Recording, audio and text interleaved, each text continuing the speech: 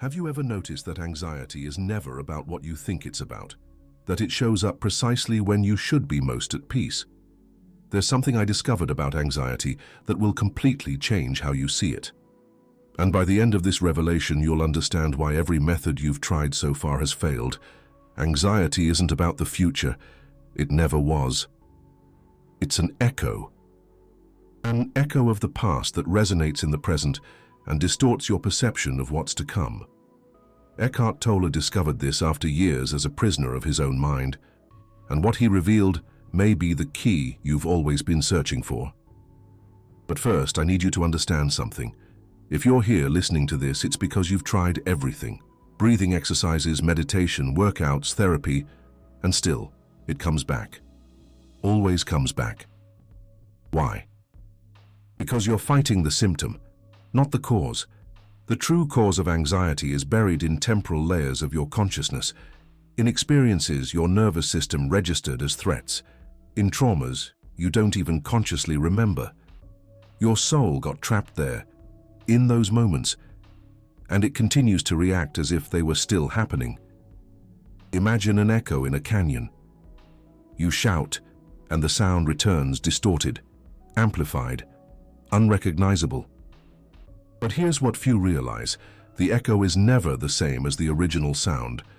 It carries the geography of the place, the atmospheric conditions, the obstacles along the way.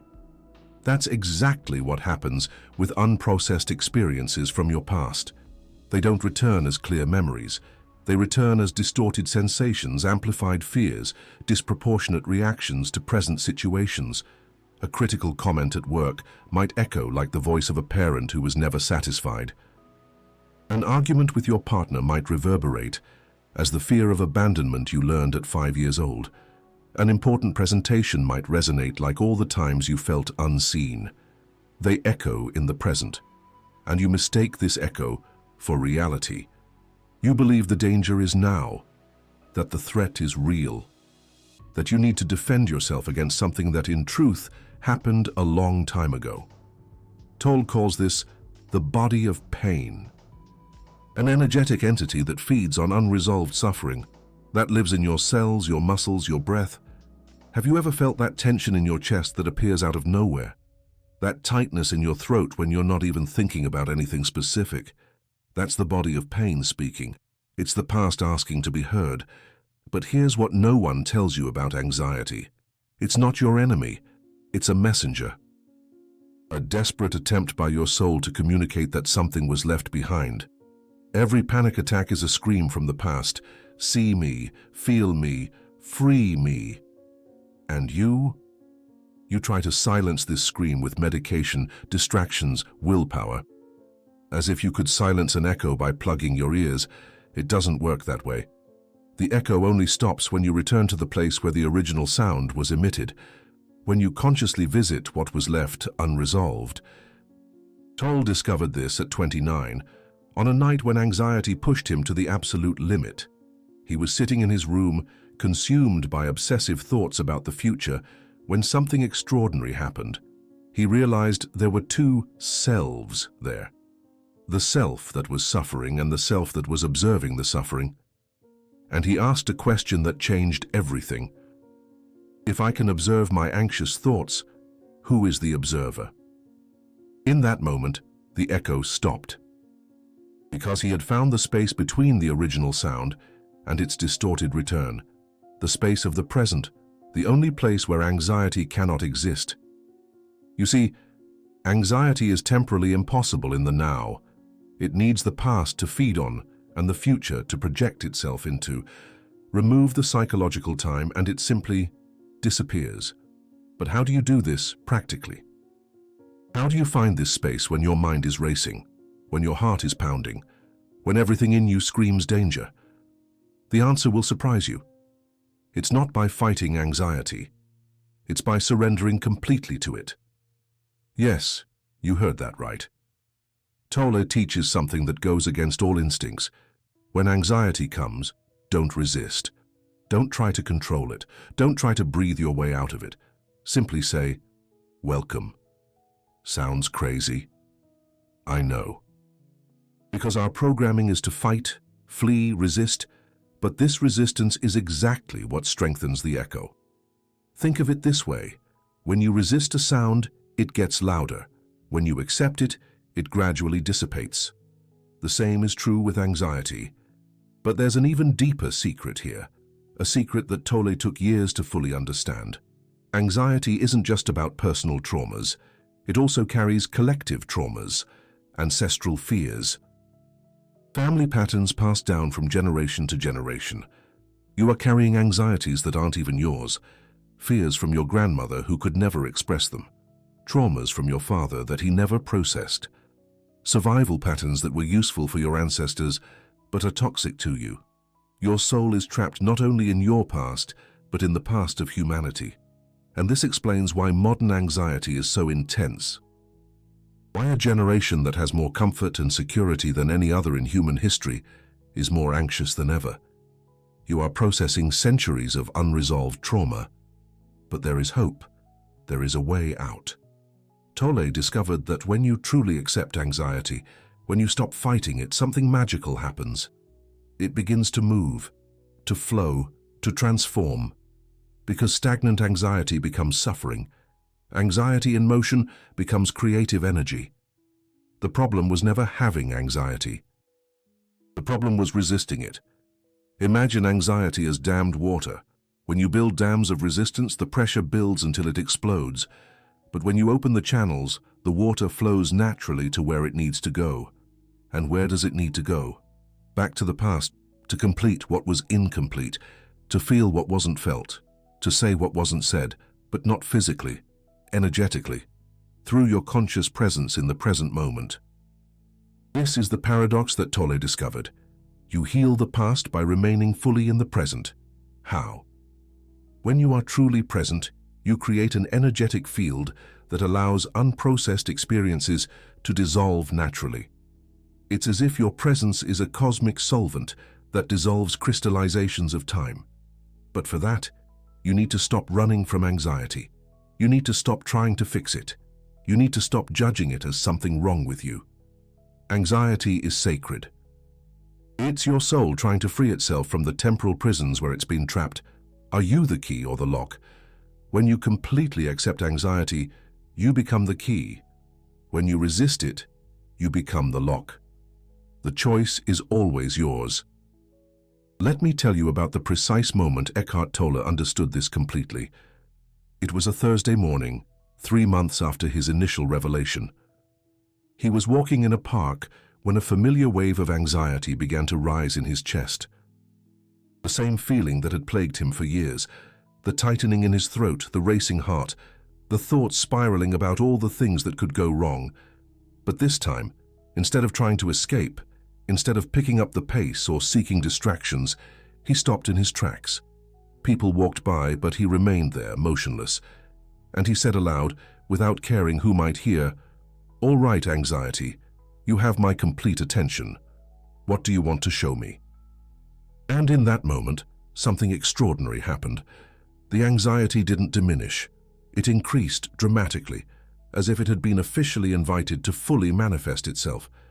But along with it came crystal clear clarity, as if the intensity of the anxiety had burned away all layers of resistance and revealed what lay beneath. Memories, not visual, but energetic, like waves of recognition washing over his body, of moments in childhood where he felt utterly helpless, where he learned that the world wasn't safe, where he decided unconsciously that he needed to always be on alert to survive. The anxiety was doing exactly what it was supposed to do, protecting him from dangers his child mind had catalogued as eternal.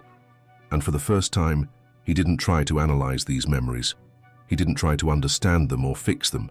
He simply felt them completely, without judgment, and something dissolved, not just the anxiety of that moment, but entire layers of tension he'd carried for decades. It was as if his soul had finally been given permission to feel what it had always needed to feel. That's the real work. It's not eliminating anxiety. It's giving it permission to complete its original function. Because anxiety isn't a system error. It's the system working perfectly to process experiences that were left incomplete. The problem is, You were taught to interrupt this process. You were taught that feeling is dangerous, that vulnerability is weakness, that you need to always be in control. But control is the exact opposite of what heals anxiety.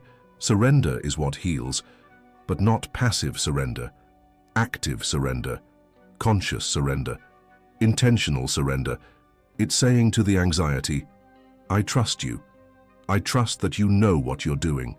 I'm going to stop interfering with your work. And when you do that, the magic happens. The anxiety transforms into energy, into creativity, into intuition, into compassion. Because the same sensitivity that creates anxiety is the one that creates genius. The same capacity to feel deeply that generates suffering is the one that generates love. You don't need to get rid of your sensitivity, you need to learn to surf it. And that's what we'll explore in the second part of this revelation, how to transform your relationship with anxiety from enemy to ally. How to use your sensitivity as a superpower, not a curse. How to finally free your soul from the temporal prisons where it has been trapped. Because there's something even deeper about anxiety that Eckhart Tolle discovered. Something that will change not only how you feel, but who you are. Take a deep breath. Feel the air entering your lungs. Because what I'm about to reveal will transform your understanding of yourself forever. Anxiety isn't just an echo of the past. It's also an antenna of the future. Yes, you heard that right. Highly sensitive people prone to anxiety, have a different neurological capacity. They can pick up energetic frequencies that most people don't even notice. You feel before you think. You intuit before you analyze. You pick up subtle shifts in the environment, in people, in situations, before they fully manifest. This is a gift, not a disease. But our society hasn't taught you how to interpret these signals. It's taught you to medicate them. Eckhart Tolle realized this when he began to observe patterns in his anxiety. It didn't appear randomly. It appeared before significant changes, before crucial decisions, before meaningful encounters, as if his soul knew something his conscious mind hadn't yet grasped. And that changes everything. Because if anxiety is an antenna, you don't need to turn it off.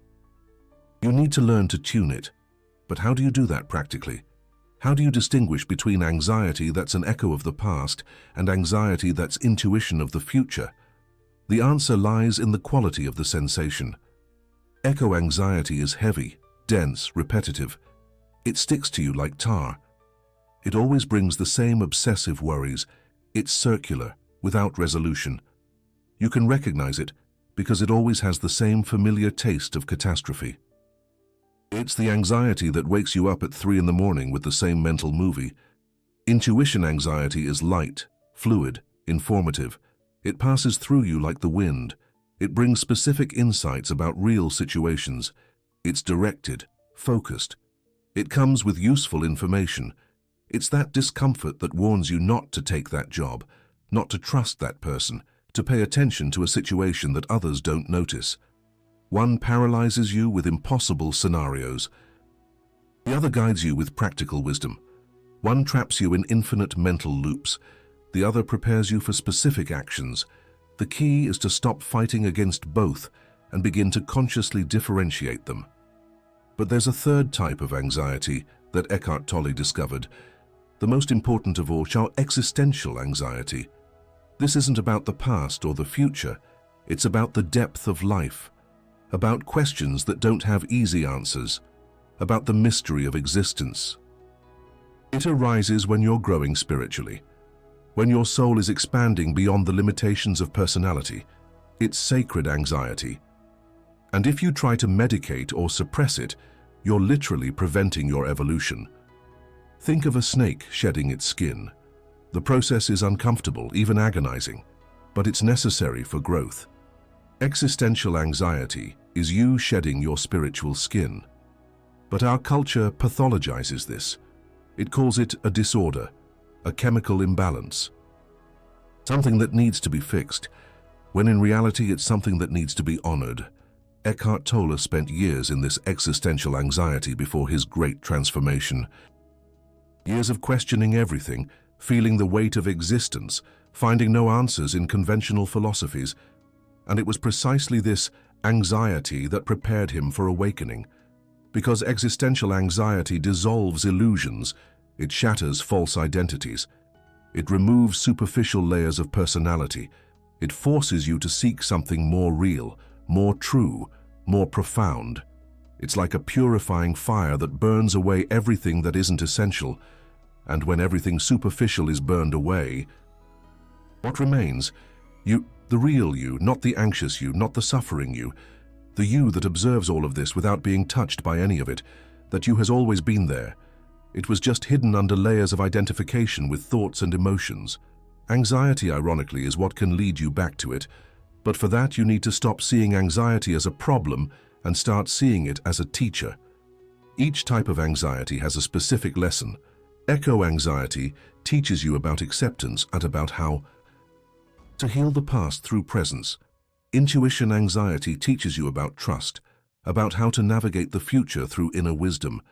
Existential anxiety teaches you about surrender, about how to find peace in the mystery of existence. All are sacred, all are necessary, all are part of your path to awakening. The problem is that you were taught to fight against them all. But what if, instead of fighting, you learned to dance? What if, instead of resisting, you learned to flow? What if, instead of suppressing, you learned to transform? Eckhart Tolle discovered that there's a specific technique for this, a way of working with anxiety that not only relieves suffering but accelerates spiritual growth. He calls it radical presence. It's not superficial mindfulness, it's not conscious breathing, it's something much deeper. It's becoming completely present with the anxiety without trying to change it. It's diving so deep into the experience that you pass through it and find the infinite space. On the other side, how to do this? First, when anxiety appears, do nothing. Absolutely nothing. Don't try to breathe differently. Don't try to think positive. Don't try to relax. Don't reach for your phone to distract yourself. Don't turn on the TV. Don't eat. Don't escape. Simply feel completely, like a scientist studying a fascinating phenomenon. Feel where it is in the body. Is it in your chest, in your throat, in your stomach? Does it have defined edges or does it spread diffusely? Feel its texture. Is it rough like sandpaper, sticky like honey, sharp like glass, heavy like lead? Feel its temperature. Is it hot like a fever, cold like ice, neutral like water? Feel its intensity. Is it constant or pulsating? Does it grow in waves or remain stable? Become intimate with it, as if it were the most interesting thing in the world, as if you had never experienced anxiety before. Second, ask a question that will change everything. What is this anxiety trying to protect me from? Don't. Look for the answer in your mind. Look in your body. The answer will come as intuition, as direct knowledge. Maybe it's trying to protect you from rejection, from failure, from abandonment, from judgment, from intimacy, from success. Because all anxiety deep down is an attempt at protection, even when it's dysfunctional, even when it paralyzes you more than it protects you. Your primitive mind detected a threat and activated the alert system. The problem is that the threat may be imaginary, exaggerated or outdated, but the intention is pure to keep you safe. When you recognize this, when you genuinely thank the anxiety for its intention to protect you, something softens, a little of the resistance dissolves. Third, breathe not to diminish the anxiety, but to create space around it. Imagine you are the sky and the anxiety is a cloud. The sky doesn't fight the clouds, it simply contains them. Be the sky of your experience. Fourth, and this is crucial, find the stillness behind the mind. Anxiety. Even in the midst of the emotional storm, there is a center that is untouched, a part of you that observes everything calmly. This part has always been there. You just forgot about it. Anxiety, paradoxically, can reconnect you with it. Because when you stop identifying with the anxiety, you automatically identify with who is observing the anxiety. And who is this observer? Your true nature, your essential self, your soul. free from time, free from fear, free from anxiety. This doesn't mean that anxiety will never appear again. It means that you will no longer be its prisoner. It will come and go like waves in the ocean, and you will remain as the ocean, calm, deep, infinite. But to get there, you need courage. Courage to feel completely. Courage to stop running away. Courage to trust the process. Because anxiety is like a spiritual surgery. It hurts, but it heals. It removes what doesn't belong. It reveals what has always been there. Eckhart Tolle discovered this in practice. After years of working with anxiety in this way, he realized that it had become his greatest ally. Not because it stopped appearing, but because he stopped fighting against it. And when he stopped fighting, he discovered that behind the anxiety, there was always something infinitely more powerful. Peace, not as the absence of anxiety, but as a presence that contains everything. Love, not as a feeling, but as a recognition of the fundamental unity of all experience. Freedom, not as an escape from ape. Life, but as total acceptance of it. This is the true cure for anxiety, not elimination. Transcendence. You don't get rid of anxiety, you include it in a broader understanding of who you are. And in that inclusion, it transforms. From enemy to teacher, from obstacle to portal, from suffering to wisdom. Your soul is not trapped in the past. It has always been free. You just forgot. Anxiety is the reminder, the invitation to return, to reconnect, to remember. Who you really are has never been. Anxious, never been in danger, never needed protection. You are the space where anxiety appears and disappears, the sky where the clouds come and go, the ocean where the waves are born and die, infinite, eternal, indestructible. This is your true nature. And anxiety. Anxiety is just the way back home, the echo that calls you to awaken, the antenna that tunes you to the truth, the fire that burns away everything that is not real, to reveal what always was, you, free, whole, present, now and always. This is the gift that anxiety brought, hidden in its intensity, veiled in its discomfort, guarded in its apparent toxicity. The gift of presence, the present of the present. And when you finally accept it, you realize that there was never anything to cure, just something to remember. You are what you've always been searching for. The peace that anxiety seemingly disrupted was always here, waiting to be acknowledged. Not in some future version of you that's anxiety-free. Not when you finally get better. Not when you find the perfect therapy or the ideal medication. Now, this very moment, even with anxiety present, because peace isn't the absence of a storm. It's the stillness that remains at the eye of the hurricane. Not tomorrow, not when the anxiety passes, now in this moment, in this breath, in this radical acceptance of all that is. Your soul isn't trapped in the past. It never was. That was always a temporal illusion of the mind that can't accept the present. It's here, free, complete, radiant, untouched by any past, present, or future experience. And the anxiety. It was merely the most insistent invitation you could receive to return home, to remember who you always were beyond all identification with transient mental states. The loudest echo to wake you from the dream that you need fixing, because there was never anything broken to be fixed. Only something infinite to be remembered. Eckhart Tolle reminds us of this profound truth. This understanding allows us to move beyond the limitations of our anxious thoughts and embrace the peace that dwells within, always.